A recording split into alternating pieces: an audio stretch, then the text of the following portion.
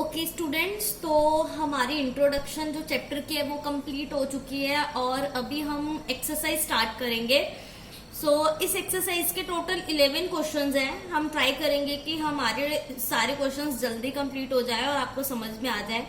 अभी first question है, using appropriate properties find the value of equation first and find the value of equation second. हमें मतलब first question के 2 parts हैं।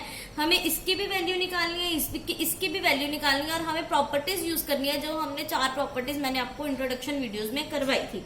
अब सबसे पहले हम फर्स्ट क्वेश्चन उठाते हैं। फर्स्ट क्वेश्चन में क्या बोला उसने, -2/3 multiplied by 3/5 plus 5/2 minus 3/5 multiplied by 1/6। ये एक इक्वेशन है। अब सबसे पहले यहाँ पे हम प्रॉपर्टी लगाएंगे commutative property using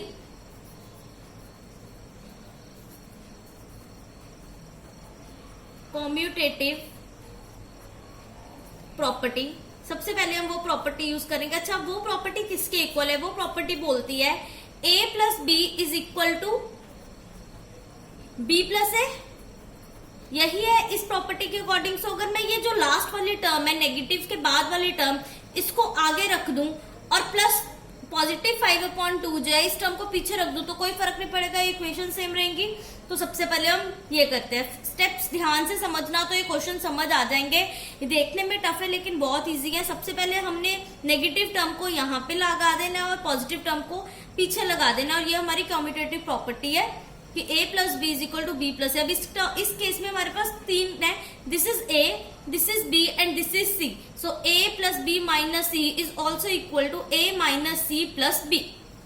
so -2/3 multiplied by 3/5 minus ये वाली टर्म 3/5 मल्टीप्लाइड बाय 1/6, अब प्लस 5/2, ये वाली टर्म पीछे चलेगी। क्लियर?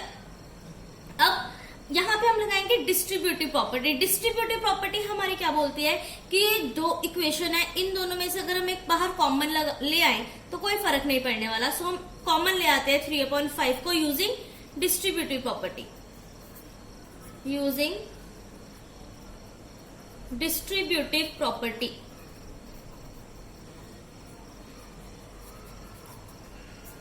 डिस्ट्रीब्यूटिव प्रॉपर्टी लगाई, 3/5 इसमें भी कॉमन ले आए तो अंदर क्या बचा अब हमारे पास ब्रैकेट के अंदर -2/3 माइनस 1/6 प्लस 5/2। अभी ये बच गया हमारे पास। आगे क्या करेंगे, सबसे पहले इस ब्रैकेट को सॉल्व कर लो। आते हैं हमें एलसीएम लेके इसको सॉल्व करना। इसको सॉल्व करो, देखो हमारे पास क्या आएगा, नीचे आ जाएगा 6, ऊपर क्या आ जाएगा, 3 के टेबल पे 6 2 पे जाते हैं तो ऊपर 2 मल्टीप्लाई हो जाएगा। सो 2 2 जा -4 माइनस 6 के टेबल पे 6 1 पे आता है तो यहां पे क्या रहेगा,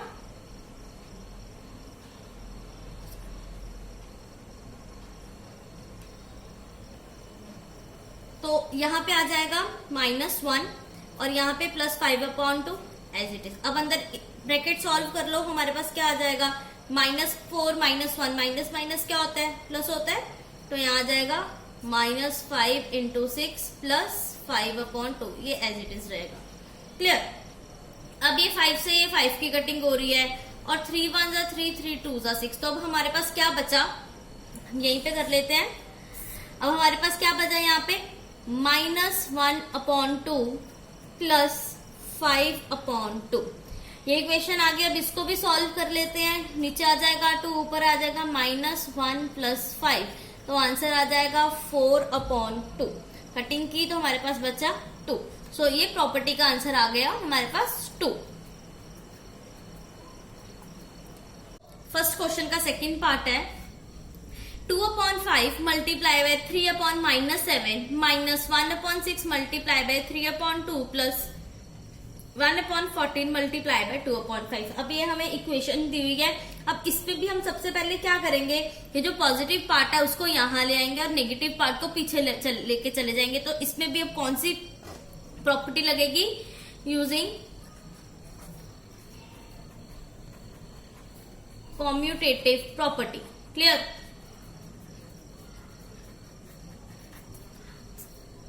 तो वो प्रॉपर्टी लगाई 2/5 मल्टीप्लाई बाय 3/-7 प्लस ये वाली टर्म 1/14 मल्टीप्लाई बाय 2/5 माइनस ये वाली टर्म। अब इसमें भी 2/5 कॉमन है, इसमें भी 2/5 कॉमन है, तो फिर कौन सी प्रॉपर्टी लगेगी? Distributive property. Using distributive property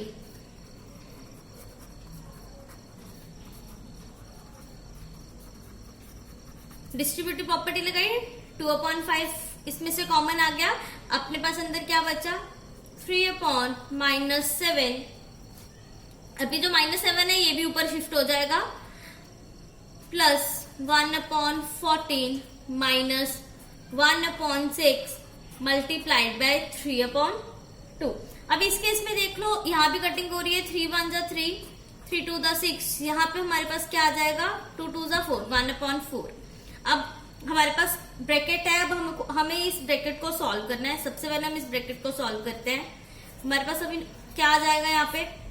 14। अब 7 के टेबल पे 14 कहाँ पे आता है? 2 पे, तो 3 को 2 से मल्टीप्लाई करवाएंगे प्लस 1। तो अब इन दोनों को सॉल्व करेंगे। -6 + 1 किसके इक्वल आ जाएगा? -5/14 माइनस 1/4। क्लियर? सो यहां से 5 से 5 कट गया, 2 1 जा 2, 2 7 जा 14। तो अपने पास क्या आ गया? -1/7 माइनस 1/4। क्लियर? अब इसका भी हम एलसीएम ले लेंगे, तो हमारे पास क्या आ जाएगा? नीचे 7 4 जा ऑब्वियसली 28, और ऊपर क्या आ जाएगा? 7 के टेबल पे 28 कहाँ पे आता है? 4 पे, और 4 के टेबल पे कहाँ पे आता है? 7 पे। अब इसे सॉल्व किया, हमारे पास क्या आ गया? -11/28। सो क्वेश्चन नंबर सेकंड है एक्सरसाइज 1.1 का। आपको पता है हम एनसीईआरटी की एक्सरसाइज कर रहे हैं। सो क्वेश्चन नंबर सेकंड है, right the additive inverse of each of the following. हमें इन सबका एडिटिव इनवर्स फाइंड करना है। मैंने आपको पहले ही बताया था एडिटिव इनवर्स क्या होता है, जिसपे पॉजिटिव टर्म नेगेटिव हो जाती है और नेगेटिव टर्म पॉजिटिव हो जाती है। क्लियर? सो सबसे पहले जो हमारे पास एडिटिव क्वेश्चन जो है वो है 2/8। अब 2/8 का एडिटिव इनवर्स क्या होगा? -2/8। So additive inverse of 2/8 is -2/8। Clear? Second है -5/9। अब -5/9 का एडिटिव इनवर्स क्या होगा? अब जो नेगेटिव वाले को पॉजिटिव में हो जाएगा, सो -5/9 का एडिटिव इनवर्स क्या हो जाएगा? 5/9। Third part is -6/-5। अब इस केस में क्या होगा? सबसे पहले माइनस और माइनस कट कर देते हैं, तो अपने पास क्या रह गया? 6/5।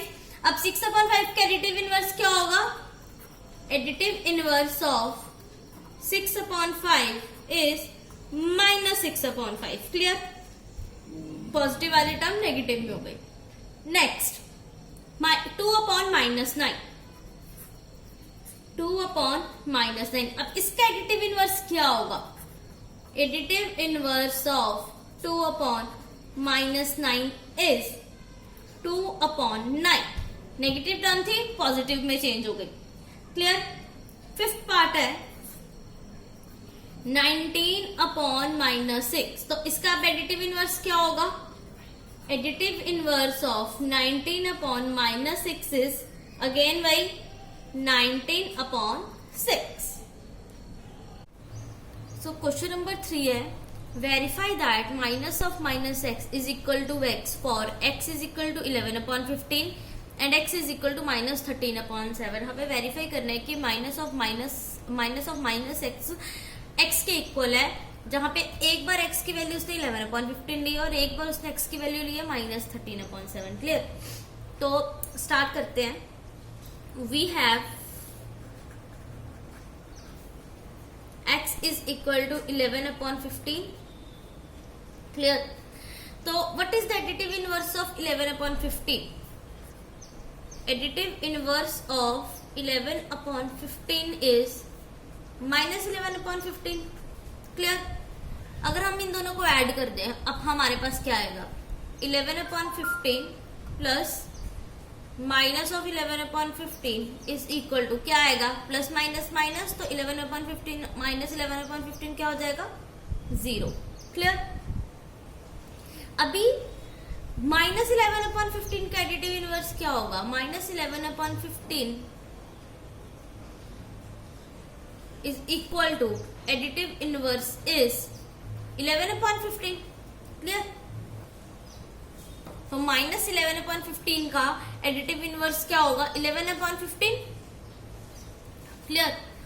सो अब देखिए हमारा एडिटिव इनवर्स बनता कैसे, देखिए माइनस 11/15 है, अगर हम इसका माइनस करेंगे तो हमारे पास क्या आएगा, माइनस से माइनस कट जाएगा तो क्या आ जाएगा, 11/15। क्लियर। बन गई हमारी ये इक्वेशन जो हमें चाहिए थी। 11/15 किसके इक्वल है, यहाँ पे x के इक्वल है। So minus of minus x is equal to x, यही प्रूफ करना था हमें। LHS is equal to RHS, hence verified. वैसे हम सेकंड पार्ट कर लेते हैं, सेम है, मैं आपको समझा देती हूँ, वो भी ऐसे ही है। अब यहाँ पे x की वैल्यू क्या है, we have x is equal to minus 13/17। Clear. x की वैल्यू हमें ये गिवन है। Additive inverse of minus 13/17 is क्या है, 13/17।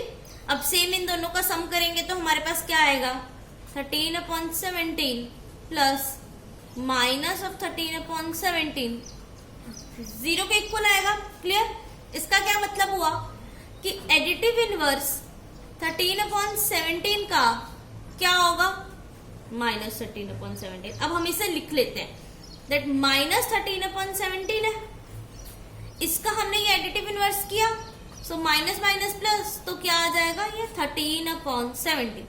क्लियर। तो ये भी वही इक्वेशन बन गई, minus of minus x is equal to x. तो LHS किसके इक्वल आ गया, RHS के, हेंस वेरीफाइड।